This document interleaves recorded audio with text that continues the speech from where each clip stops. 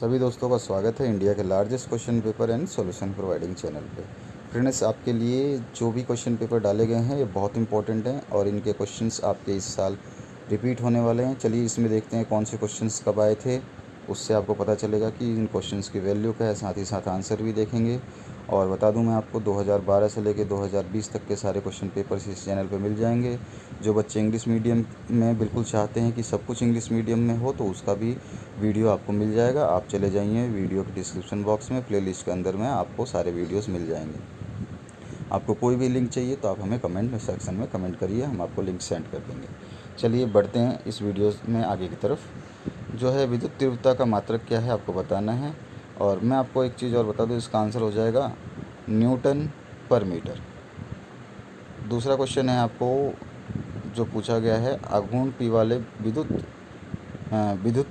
किसी विद्युतीय द्विध्रुव का समरूप विद्युतीय क्षेत्र में ई की दिशा में 90 डिग्री घूर्णन करने से किया गया क्या हो जाएगा। तो इसका आंसर हो जाएगा सी, PE। इसके बाद आ जाइए सांधित्र में जिसके प्रतियोग की धारा सी है, श्रेणी क्रम में जुड़े हैं तो उनकी तुल्य धारिता क्या होगी। तो आपको बताना है इसकी कैपेसिटेंस क्या हो जाएगी। तो आंसर हो जाएगा C/3। जब ताप में वृद्धि होती है तो चालक यानी कि कंडक्टर में जो प्रतिरोध होता है वो क्या होता है, इंक्रीज़ होता है या डिक्रीज़ होता है।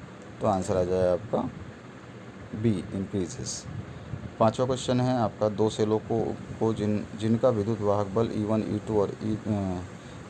और E2 है और प्रतिरोध R1 और R2 है तो समांतर क्रम में जोड़ा गया है। तो इसका आंसर आपको बताना है कि इसमें समतुल्य जो है इक्विवेलेंट जो है कॉम्बिनेशन में क्या हो जाएगा। तो आंसर हो जाएगा ए, E1R2 प्लस E2R2 अपन R1 प्लस R2। इसके बाद में आवेश E तथा द्रव्यमान M, मास और आपको जो है इसकी चार्ज दे रखी है।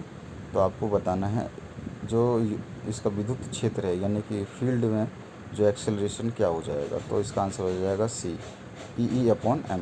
अब LR परिपथ में प्रतिबाधिता होती है, इम्पीडेंस बताना है आपको LR सर्किट में। तो आंसर हो जाएगा इसका डी, अंडर रूट में R² प्लस ω² L²।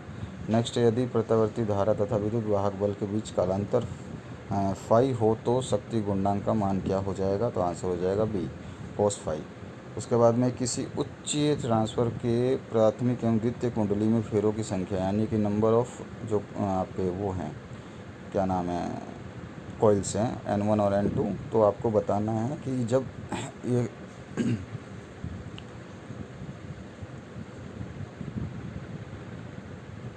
इसका आंसर क्या हो जाएगा। इसका आंसर हो जाएगा B, N1 is less than N2। उसके बाद विद्युत चुंबकीय तरंग के संचरण की दिशा होती है, आपको बताना है डायरेक्शन ऑफ प्रोपगेशन। तो इसका आंसर हो जाएगा डी।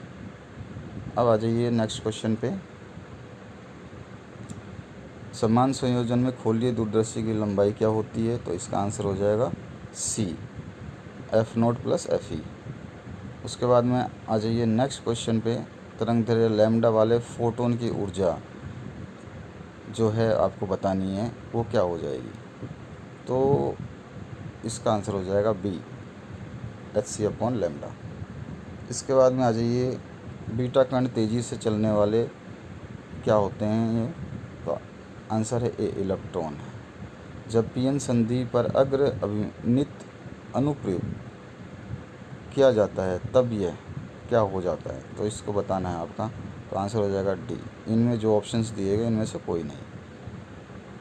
नांड गेट का बूलियन व्यंजक क्या है। नॉर गेट का भी पूछा जाता है और गेट का भी पूछा जाता है। तो आपको इनके सारे जो है एक्सप्रेशन आपको पता होनी चाहिए। तो आंसर हो जाएगा इसका डी, A.B⁻=I।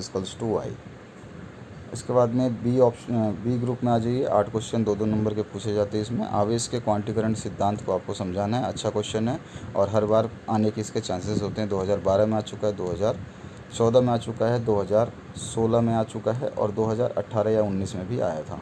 तो इस तरह से ये आ ही रहा है, रिपीट हो रहा है। नेक्स्ट क्वेश्चन जो है आपका, चुंबकशीलता चुंबक की प्रवृत्ति को प्रभावित करें।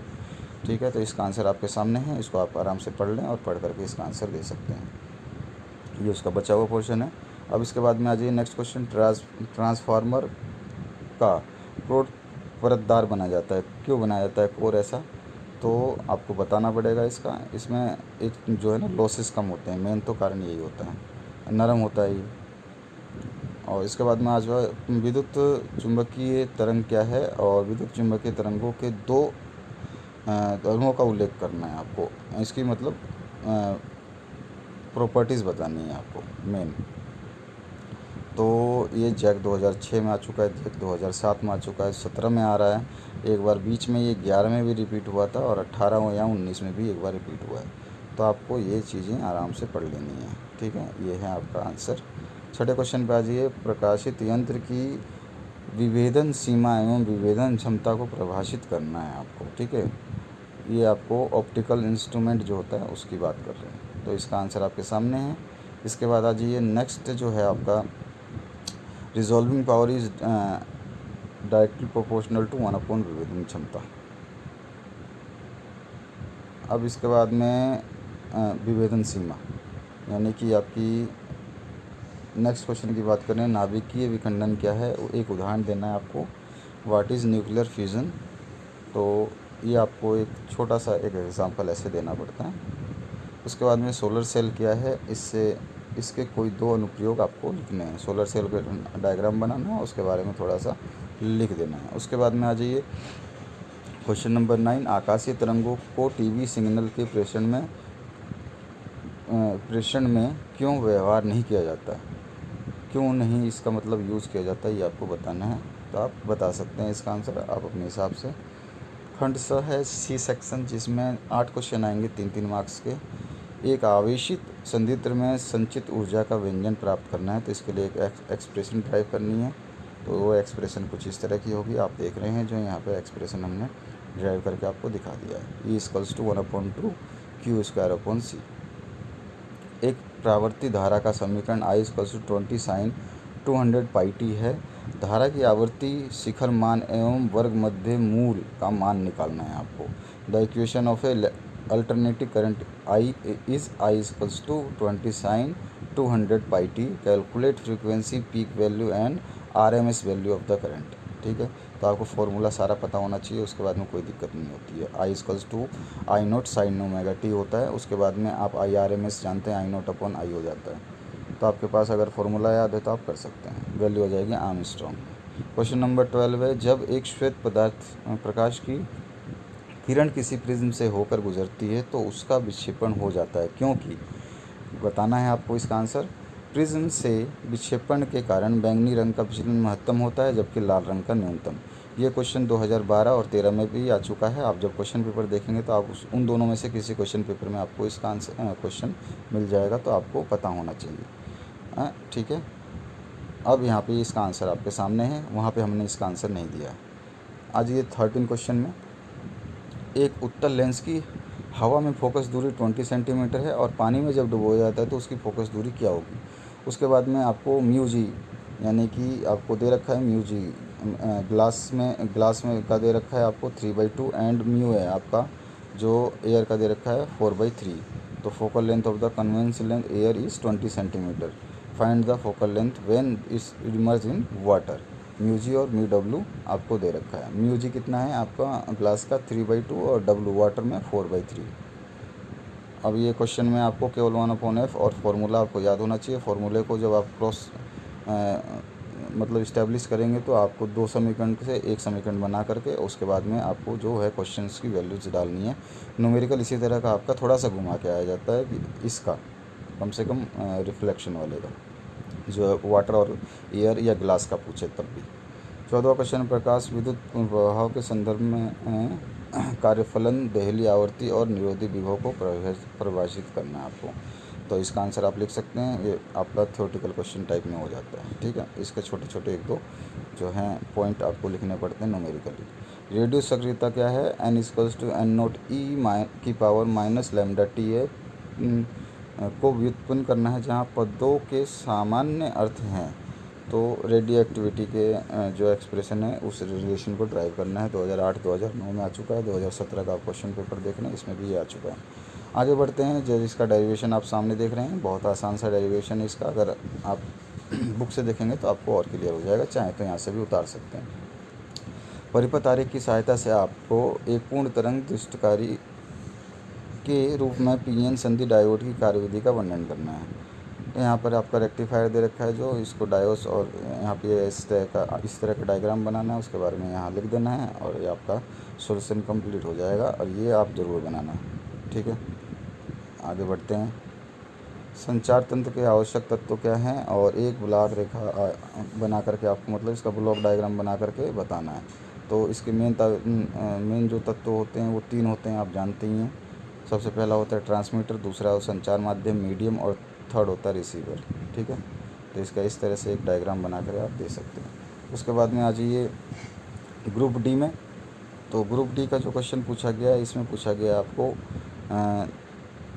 3-3 नंबर के 3 क्वेश्चन है 5-5 नंबर के। तो बायो सावर्ट का नियम, ये जो क्वेश्चन है ये आपका बहुत इंपॉर्टेंट है। 2006 में आ चुका है, 2011 में आ चुका है, 2013 में भी शायद ये आ चुका है, ठीक है। तो आपको देखना ज़रूरी है। तो इसका आंसर आप वहाँ से देख सकते हैं। सिद्धांत सहित साइक्लोट्रॉन की बनावट कार्यविधि का वर्णन करना है आपको। ये भी जो 2018 और 2012 में आ चुका है। क्वेश्चन पेपर 2012 का हमने अपलोड कर दिया, उसमें आप क्वेश्चन नंबर 29 देख लेना, उसमें आंसर मिल जाएगा। उसके बाद में 19वां क्वेश्चन है, अपवाह वेग को परिभाषित करें और इसका व्यंजन प्राप्त करना है आपको, यानी कि ड्राइव करना है इसका फॉर्मूला। तो इस तरह का एक डायग्राम बनाना है। उसके बाद में आप नीचे चले जाएंगे तो यहाँ पर देखिए इसका पूरा का पूरा जो है सॉल्यूशन हमने दे दिया है। आप इसका इसी तरह से सॉल्यूशन करेंगे तो आपके नंबर पूरे मिलेंगे, ठीक है। लास्ट तक देख लें आप इसको।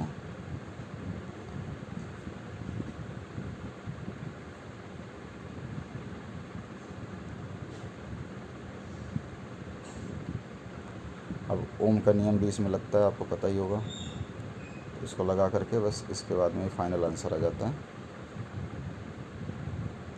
इसके बाद में एक और ऑप्शन आया था, तो उसकी बात कर लेते हैं आप। और ऑप्शन आया था विद्युतीय परिपथ के लिए कि किरचॉफ के नियमों को लिखें। किरचॉफ का नियम आ चुका है जैक 2012 में, ठीक है, आप उसको पढ़ लेना। तो उसको आपको क्या लिखना था, ड्राइव एक्सप्रेशन नहीं करनी थी, ठीक है। और अगर आप चाहते हैं कि इसके एक्सप्रेशन प्राप्त करना तो इसका पूरा लॉ को एक बार ज़रूर देखें, क्योंकि कई बार पूछा जाता है। तो वीटनेट सेतु का संतुलन जो आपको बताना है, तो 2012 का क्वेश्चन नंबर 28 देखेंगे तो उसमें आपको वाइट स्टोन ब्रिज है उसका जो डेरिवेशन है वो मिल जाएगा। 20वां क्वेश्चन है, एक संयुक्त सूक्ष्मदर्शी में किसी वस्तु के प्रतिबिंब का निर्माण का नामांकित चित्र बनाना है आपको। इसकी आवर्धन क्षमता यानी मैग्नीफिकेशन भी आपको बतानी है। जैक 2012 के क्वेश्चन पेपर में 30वां क्वेश्चन देखेंगे, इसका आंसर पूरा मिल जाएगा आपको। और ऑप्शन आया था प्रकाश के व्यतिकरण एवं निर्वर्तन में अंतर स्पष्ट करना है। एकल रेखा चित्र द्वारा प्रकाश के विवर्तन की व्याख्या भी करनी है। जैक 2015 का क्वेश्चन पेपर हमने डाल दिया, उसका 18 नंबर क्वेश्चन देखेंगे तो उसमें आपको इसका आंसर मिल जाएगा। तो ये वीडियो को अंत तक देखने के लिए आपका बहुत बहुत धन्यवाद। बने रहे इस चैनल के साथ। Thank you very much for watching this video. Share, subscribe and like button press करना बिल्कुल भी ना भूलें। दूसरे तक पहुँचाएँ वीडियो ताकि उनकी भी मदद हो पाए।